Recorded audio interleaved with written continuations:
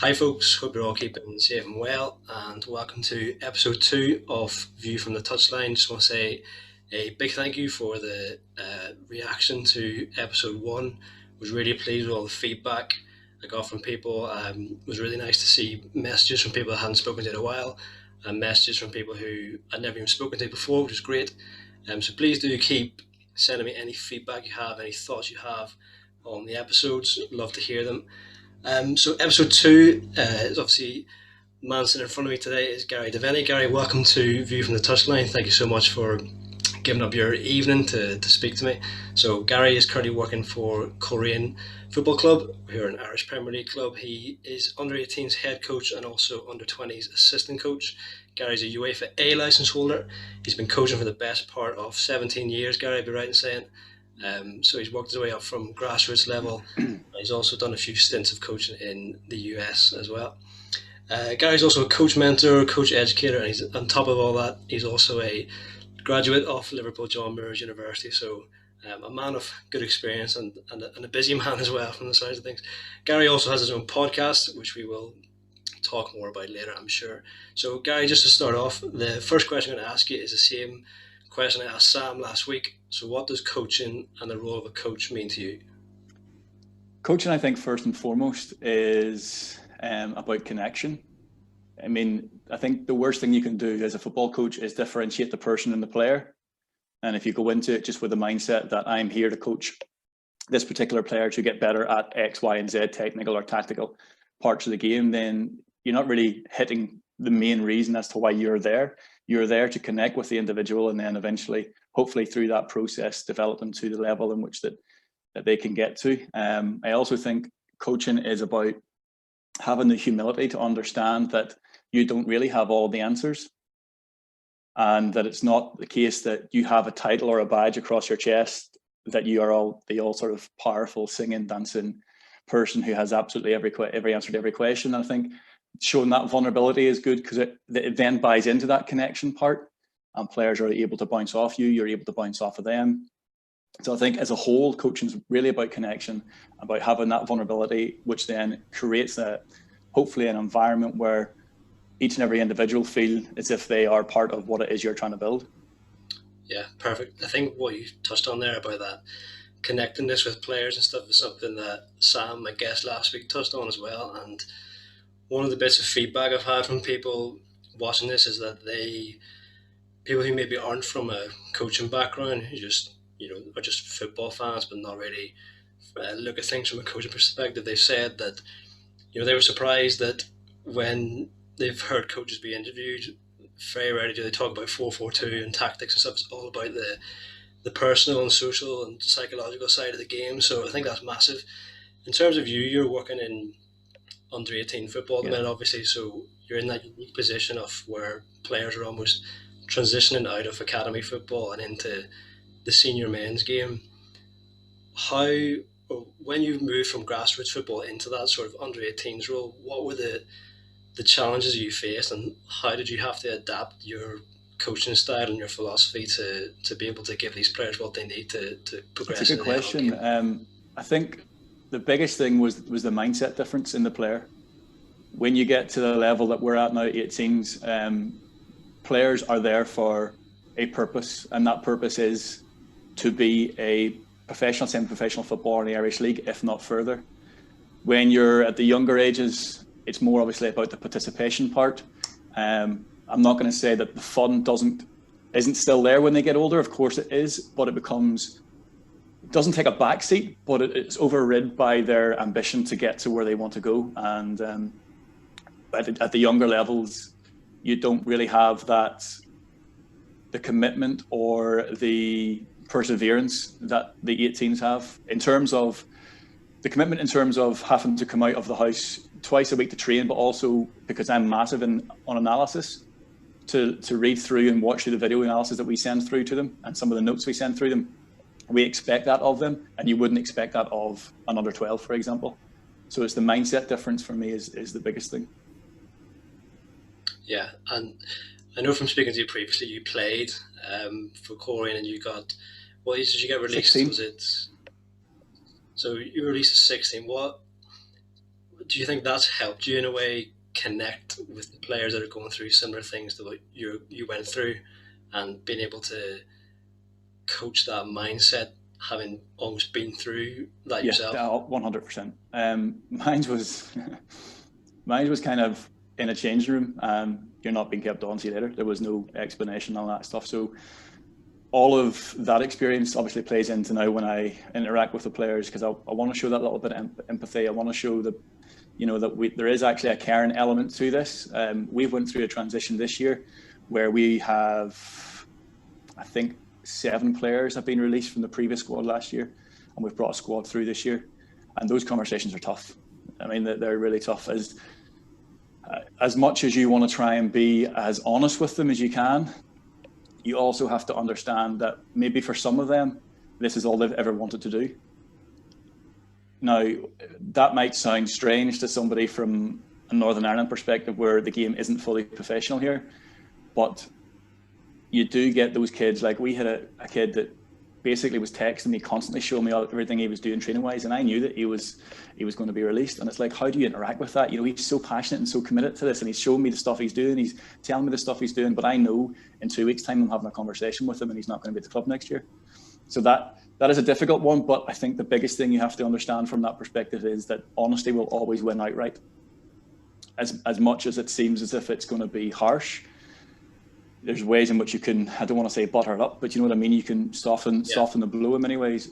They're still going to take it to heart. But I think if you move around the subject without actually getting to it straight there, they know they know what you're doing, they know what you're trying to hide. So you just come out with it, let them know the reasons. And as long as you're honest with them, and as long as you're honest with yourself, and that you aren't, there's no biases that are playing its part in your decision, and you're trying to get more of a full view on what that player potential is and whether you think it can be fulfilled at this football club. I think you have to accept that. Do you know what?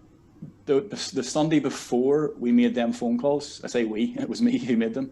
The Sunday before I made them, honestly, I think I slept about 4 hours.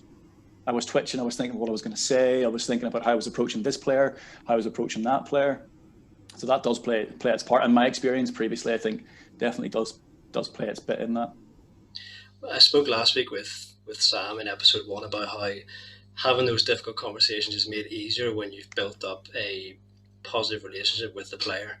And you're in the position where at under 18s, from my perspective anyways, it's easier to build a relationship with an older player at that age level than it would be with an under 9, for example. So I'm guessing it was the same for you, in that having those difficult conversations, as hard as they were probably made easier by having a positive relationship with that player. Yeah, that definitely helps. I wouldn't say that all of the players I spoke to that night I had a positive relationship with in terms of what I thought they were capable of during their time with me. There was certainly players that were there that I think probably could have gave more. And maybe the way in which I approached the situation when they were under my tutelage wasn't correct, and when I've reflected on that, I thought I could potentially have done better. And that part of it is the part where, as I said previously, having that clear conscience and that clear thought of what you're going to say is very, very difficult when I reflect quite a bit on everything that I do in terms of football, podcast, life, the whole work. So when I sat back and I thought about the conversations I had with them and then their journey with me during that, there were times I thought, well, maybe I'm playing a part in the reason why they're being released, and that's a difficult thing to try and control and try and understand. But getting back to your point, it's one of those ones where you have to try and separate their dreams and ambition from the situation that they're in at the minute. And having that positive relationship with them definitely makes a difference. However, there are parts of it where I look back and go, I probably could have been better myself in that process. Yeah. I just want to touch on what you said there around, you felt that there was players at the time that probably weren't given everything they could or weren't doing as much. And there'll be coaches watching this and coaches all over the game who have those exact kind of players in their squad. When you notice players in that situation, what did you try and do, whether it was through session design or whether it was through conversations away from the pitch? Yeah. What did you try and do to try and get more out of them if that makes sense. That's a good point. Like I said previously, I'm excuse me, I'm massive into analysis. I record our sessions. I record myself in the sessions. I record our games, and we provide it to players in bite-sized moments. But with the player in particular that I'm speaking to, when I went to approach him with the footage and with the analysis that we'd done, he was kind of he kind of pushed back against it. And when he done that, sort of my opinion straight away was like, well, hold on a minute, I'm trying to do my best for you. I'm trying to, improve you. And from a selfish perspective, I thought he had a problem with me. And then that put a barrier up there, and that relationship never was the same because of that. And that's what I'm saying about when I reflect back. But what we tried to do was, in games, for example, we would try and highlight areas where we think he could be of benefit to the team, and things he could try and do, whether it's positions that he picks up, whether it's decisions he makes with the ball, and then try to involve him in the process too, in terms of trying to get him to talk you through the process. What were you thinking in that moment? What do you think you could have done better? What did you see? Explain to me why you played that pass. Why was the movement to the left and the right? Why was the pass a switch pass rather than a direct pass through the middle? Things like that, to try and involve him in that whole process. And again, as we went through that's I think where the relationship kind of broke down a little bit, because it was ego in my part. I mean, I'm honest enough to say that it definitely was, but that's a part where I've reflected back on now and thought, well, if I'm ever in the same situation, I need to be a bit more open-minded by the approach that we take. Yeah, I think there's a lot of research has been done, and also a lot of discussion around coaches who are in similar roles to you, working with similar age groups, around trying to understand the teenage brain, and also understand the pressures that teenagers are under. Obviously, in your school, you'll have 16, 17-year-olds, I imagine, who at that age, even if they're not playing that level of football, young people of that age have a lot of pressures on them, like social pressures, academic pressures. Yeah. And then added to that, the pressure of trying to chase the dream of playing in the Irish Premier League and beyond. Do you think that your experiences has helped you understand the teenage brain more, or is that something you've really had to try and learn and look into in more detail? I don't think we'll ever truly understand it, will we? There's just so much going on. But it is my readings and my degree, first of all, was sports science and psychology. So I've always been interested in the mind and how the mind works, and it's always been a driver of me to try and understand those processes. And the more that I've read about it, and the more theoretical knowledge I've got, the more I'm trying to apply it in a practical setting, and I'm seeing how difficult that can be. Yeah. It looks all nice when you read it and it sounds fantastic, but when you actually go and try some of the stuff, it can be quite difficult. I mean, I'm massive on individual responsibility. That is my stickler. Darren, our assistant manager or coach, a good friend of mine who works along with me, he sometimes thinks I take it to an extreme. He's like, oh, you need to sort of ease up on this. But my point is, and I look back on my experiences, is when I went to Liverpool to uni, I knew absolutely nobody. I knew nobody. I had one person who I knew from my school had went there, but I knew nobody. And when I went to America, I knew nobody. I was put myself in positions where I was forced to take ownership of everything that I'd done, in terms of find the university, go to the university, live that life, then go to America and do that. So for me, individual responsibility is massive. And that means like being on time. If you can't get to a session, I don't want your mum or dad texting me at 18 years old to tell me you can't come to a session. You have to text me and tell me you can't come to the session.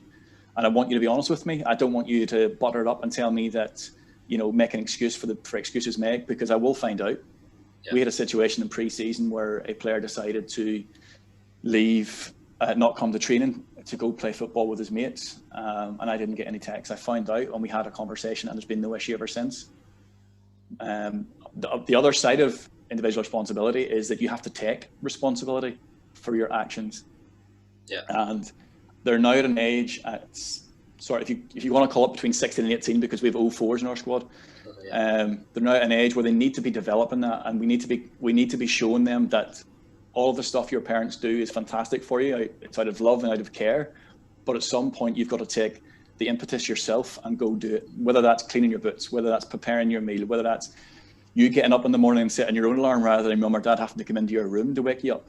Yeah. Trying to get them into that, because when they get to the 20s And if they're very lucky enough to get to the first team, there is no softy approach. Yeah, I think that bit about individual responsibility is so important and probably overlooked a bit at times, especially in academy football. I suppose from your point of view, ideally you'd obviously love every single member of your current under-18 squad to go on and play first team for Coleraine, but the likelihood of that happening is quite low because of the nature of the beast that is football. Do you think that taking individual responsibility and trying to coach that ultimately will help your players when, if they do get released at 18, going to try and find another club, or else trying to find a different pathway in the game, or else just in life? Yeah, 100%. I'm a massive fan of John Wooden and his philosophy and the way he coached. And he would pretty much say that sport, the game, is life, and life is the game, and that they're so synonymous. They're so well linked. There's so many lessons, life lessons you can get from sport that can be applied in later life. And excuse me, I think that for me, it's to the point where if I were to allow the players free rein, for example, to design a session, or say, for example, I was to give the players the ability to run the squad. I hands-off approach, all I do is organise buses and fixtures and things like that. They manage a squad and stuff. Then at some point you would see someone step into the fore. There would be a natural leader coming across, right? And part of that, then there would be people who would look at him and align themselves with him and his beliefs and his way of thinking, and eventually they would come along. There are the other people who would push against that. Yeah. But that's essentially what a coach is doing in that moment, is that he's looking, or at least I am looking, for those people where I can implement those ideas of individual responsibility on certain individuals I know have an influence in the squad. And players will then look to that player and say, well, if he's doing it, why don't I do it? And then they will hopefully, that ripple effect takes place, and hopefully they spread it out. I mean, for us, like I said, I don't communicate with parents. It all goes through our captain. Our captain then is a part of a WhatsApp group. He filters it through, and any issues he gets back to me. He's the person who relays that information back to me. On match days, I'll ask his opinion, either before the game, half time, after the game with his analysis. I try to involve that part of it to show them, you know what, you can take ownership of what you're doing. Yeah. But I've also had conversations with players that aren't that aren't our captain, to say that, you know, there are players in the squad who look to you for your performance. You lead this team by the performance, by your mindset, and there are players in this squad who look to you to do that. And it's whether or not you want to take that you want to take that on and you want to go with it and lead it, because you can have a positive influence on anybody else. And for me, if you start doing that with the individuals, it might just be the fact that one person, for example, is organized, right? Okay, so I know you're an organized kind of guy. Can you just give me a little hand at the end of the session here just to sort these coloured cones out? And if one player's sitting doing that and the other players are walking past them, at one stage, somebody's going to go, look at such and such, I might as well give him a hand. Yeah.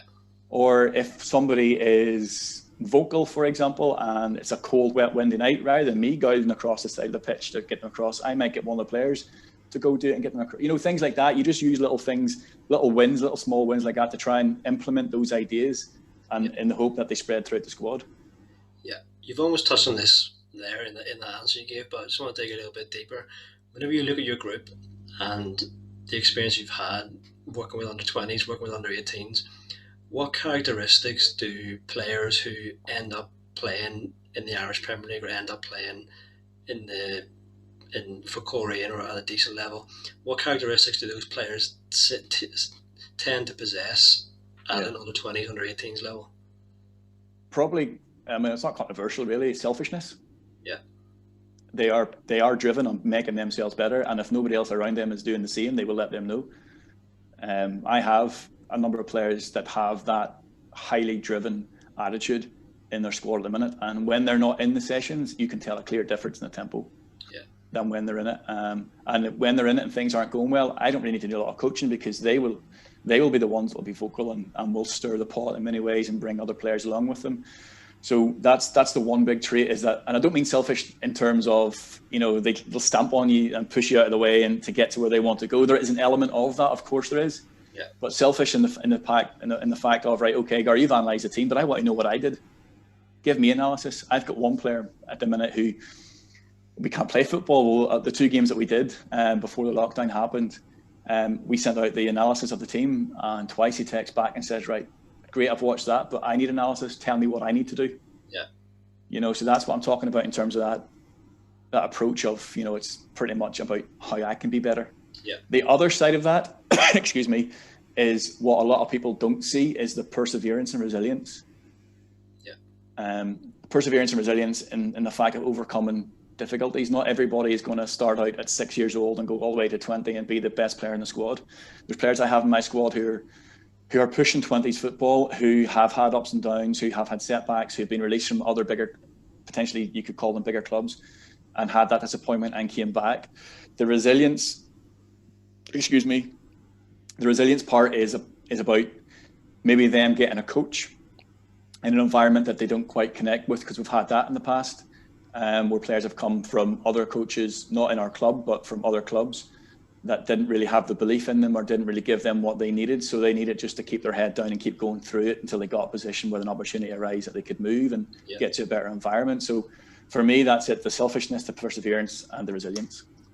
When a player gets to your group, and 16, for example, and you notice that they maybe haven't got the level of resilience, let's say, or the level of perseverance that you think they need to progress on to the next stage, how do you try and develop that within them? Obviously, it's difficult because resilience is generally built over a long period of time, as you say, experiencing ups and downs, but how do you try and have that impact with them in terms of giving them a more resilient mindset, or at least allowing them to develop one?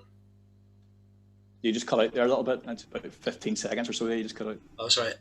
So yeah, if someone gets to your group at like 16 and that you notice that they haven't got the level of resilience you think they need to progress, how do you try and develop that within them? Obviously, it's difficult because resilience tends to be developed over time and experiencing ups and downs throughout their lives. But how do you, as the coach, try and develop that within them to some extent? Yeah. There are certain things that you can do in terms of the setup of a session. There's this idea of psychological roadblocks. So basically, where you put roadblocks in their path to success to see how they overcome it, see how they approach it, see what their mindset and reaction is to it. So, for example, it might be in a session where I decide to forget the score of the game if they're doing a small sided game at the end, or it might be that I don't see a foul. You know, I don't see the throw-in happening. Or I do see a foul that isn't a foul and I give it against them. So I'm doing little things through it just to test what their mindset is and how they overcome it. And then I'll just have that conversation with them, whatever it is. If they've reacted in a poor manner and if that's affected their game, then I'll have that conversation. I'll let them know. I say, I'll be open with them and say, listen, okay, I probably got that foul wrong. Probably should have been a foul. You probably should have had a free kick. But your reaction tells me that you are still dealing with trying to organize that thought in your head. If that's consistent in the game, how's that going to affect your performance? So that's the kind of things I would do. I would also ask them, I would also ask them how they're feeling about it rather than me telling them how I think they feel, because you can start to implant negative thoughts in their head, I think, when you do that. The other side of it is when something's happened in a game. So when we do the analysis, for example, something's happened in a game, rather than me telling, again, precisely what went wrong, it would be, right, we conceded a goal from the left-hand side there. Look back 15 seconds and tell me what you think you could have done to position yourself better, for example. And we try just to unpack the process of what the experience is, to unpack that process of that experience till you find that emotion or you find that reaction or that behavior, and then you can sort of target that and say, right, okay, now let's speak about that, because that's what we need to be talking about. Professor Stephen Peters wrote a book called The Chimp Paradox, and a lot of that stuff is based upon my readings and understandings of that, understanding how our emotions and our thoughts and our feelings can get the better of us and can override that sort of ability to hold back. Yeah. So he talks about the human and the chimp. So the human being the logical thinker, deals with facts and figures, and then the chimp kind of being the emotional part that just reacts out of aggression or frustration, whatever it is. And he talks about trying to get into a process where you can put that chimp inside a cage and let them out when you need to. So when you unpack that, what I was talking about earlier on in terms of the psychological roadblocks, you have to first of all look and see what the emotion and the reaction is, and then try and find a reason as to why that's came out. Yeah. I think that's I'm not saying that's a step-by-step guide. That's just something that I try to do. Yeah, I think it's really insightful, Gary. I'm sure even people working at the grassroots level will take something like that. I just want to touch on for a bit the actual sort of technical and tactical design of your sessions.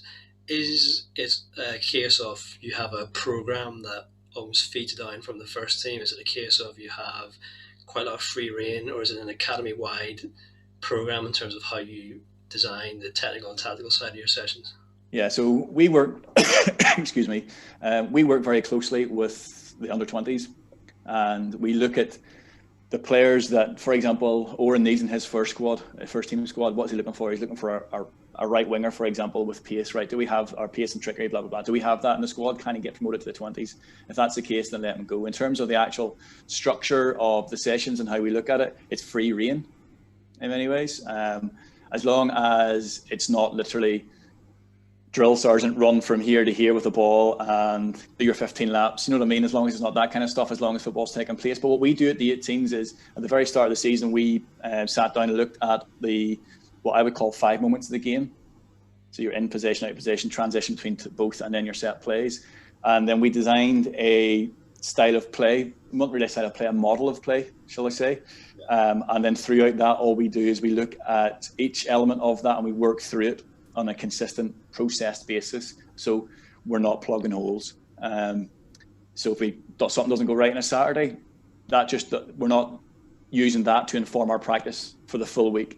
We will obviously look at it at some point, but it's mainly our game model which we've created at the start of the season, and I'd be happy to send that through to you if you want to see it and publish it. I mean, I have no issues with that.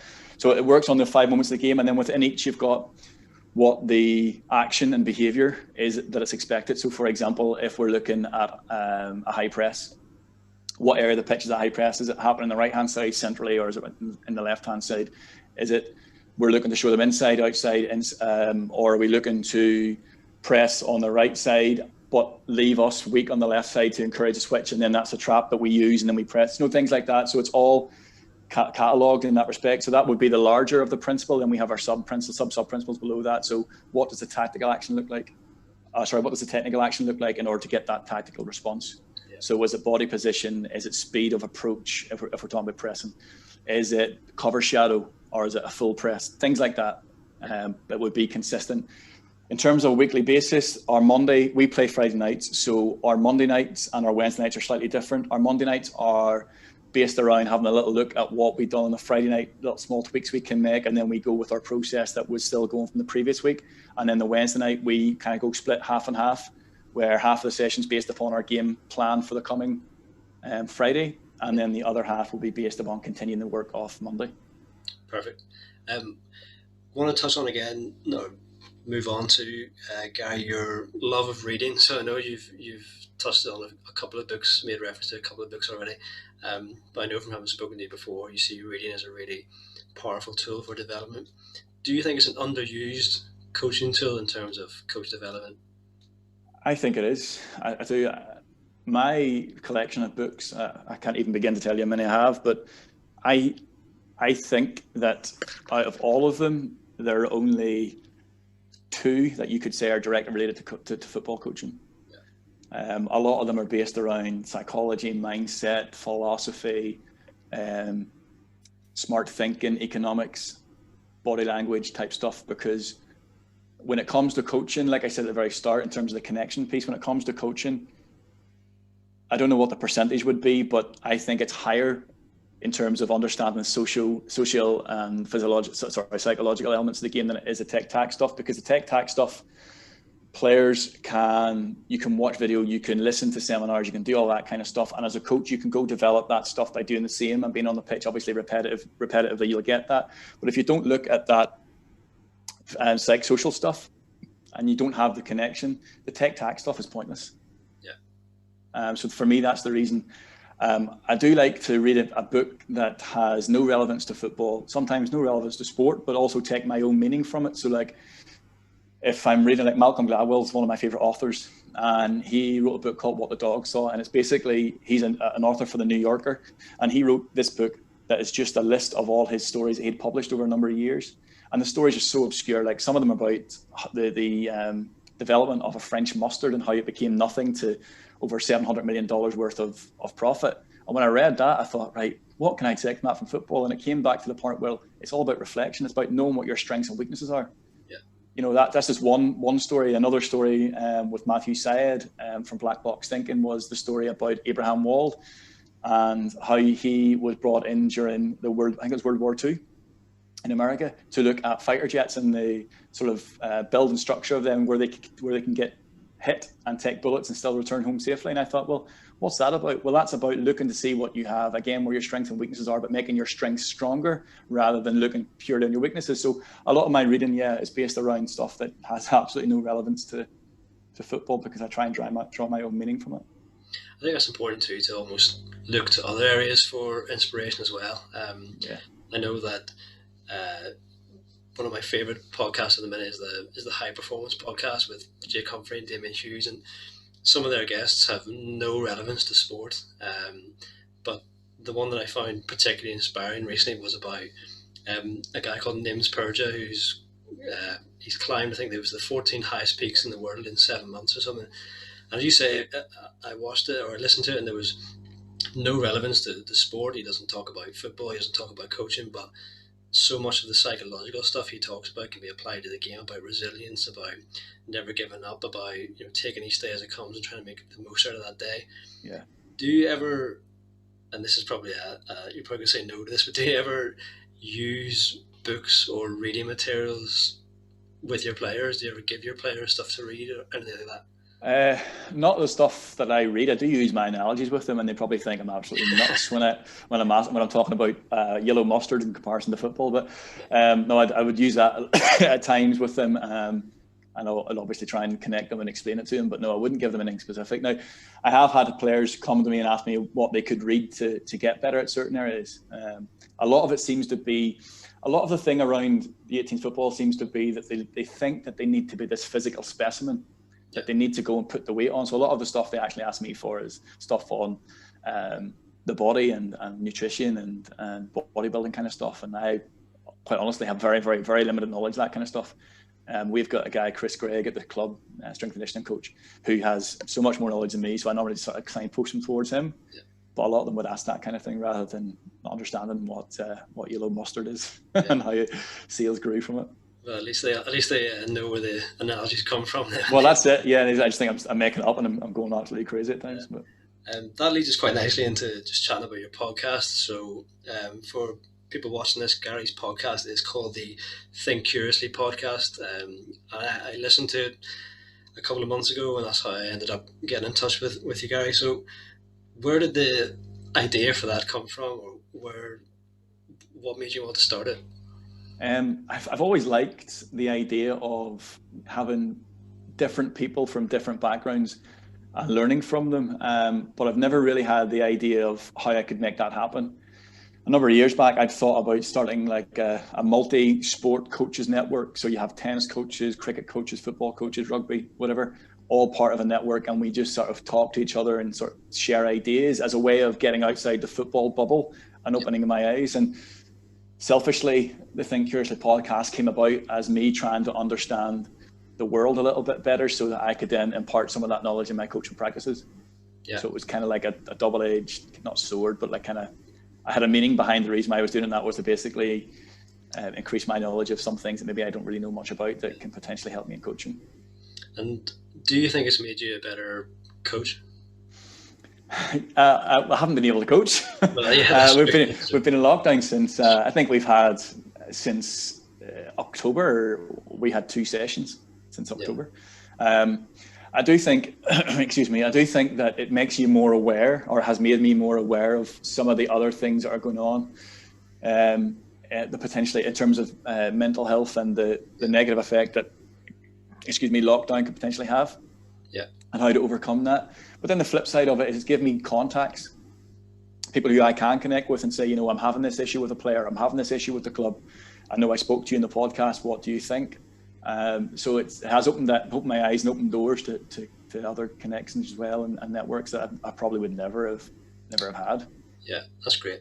We're almost at the end, Gary. The time has flown by. I'm just going to ask you my couple of quick fire questions I've got for the end. So question 1, what 3 values would you say are at the heart of your coaching philosophy? 3 values. Authenticity is up there. Authenticity is huge for me. I went through a process after reading Start With Why by Simon Sinek.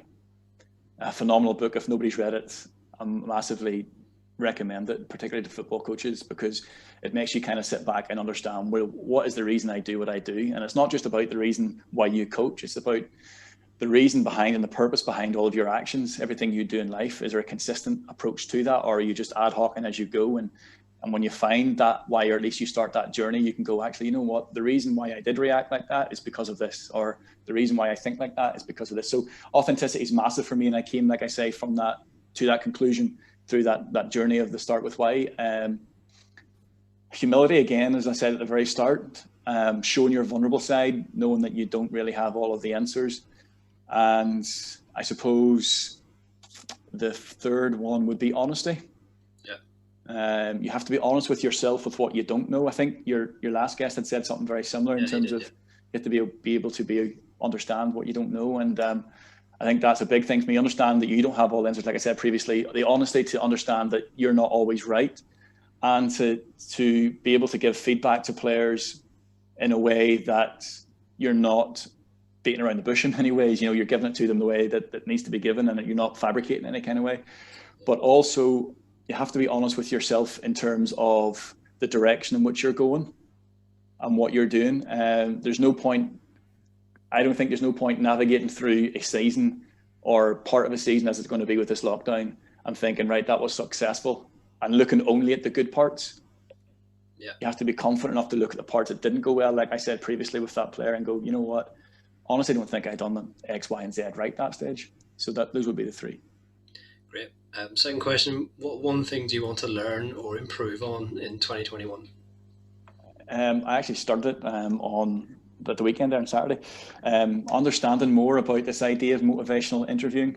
I don't know if you've come across that before by Professor Stephen Rolnick. A fascinating idea. The idea came originally from addicts, working with drug addicts and alcoholics. But as the title suggests, it's about trying to get the individual to self-motivate rather than them relying on the coach as their motivator.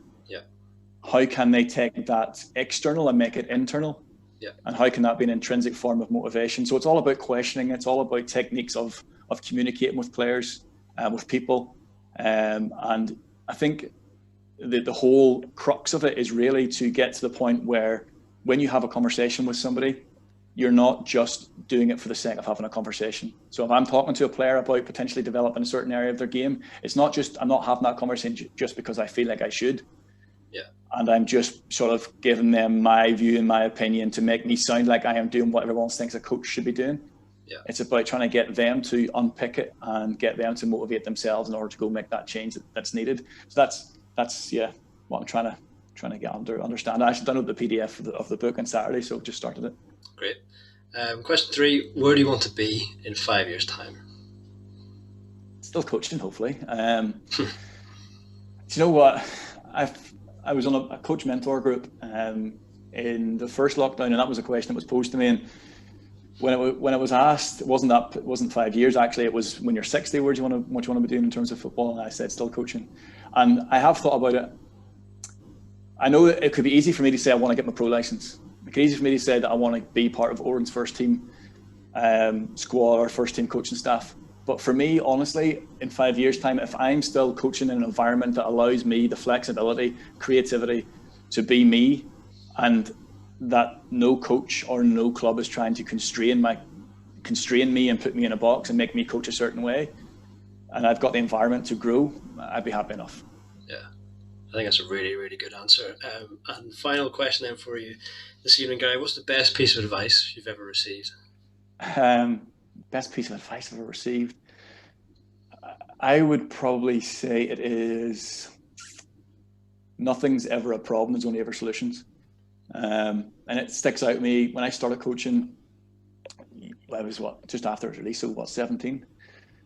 Yeah, 17. We had a chairman of the club that I was at, Ian McIntyre, who sadly passed away. I was at a session once, and I was like, Ian, I don't know what to do. Everything's going so wrong right now. Like, that's a problem, this is a problem. And you just, whoa, Gary, nothing is a problem. The problem doesn't exist.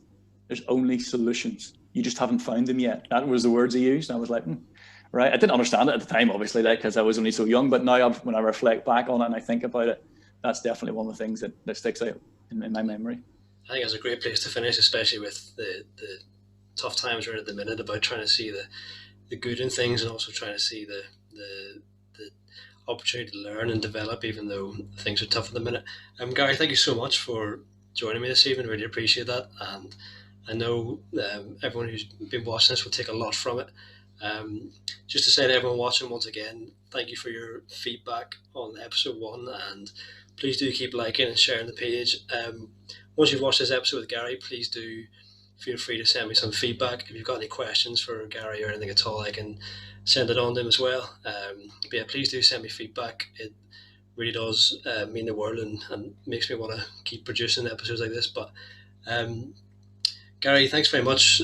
Continue to do your best with the podcast and whatnot. I'm sure there's big things ahead for you this year as well. And just to say before we go, Gary's podcast is Think Curiously, and you can get it across. I think you can get it pretty much everywhere you can get podcasts. Gary is. Yeah, I'm still waiting on Apple to verify it, but pretty much everywhere else. Yeah, but he's on Spotify, because I've listened to him on Spotify before. So make sure you give it a listen. So yeah, Gary, thank you very much, and we'll see everyone again next week for episode 3.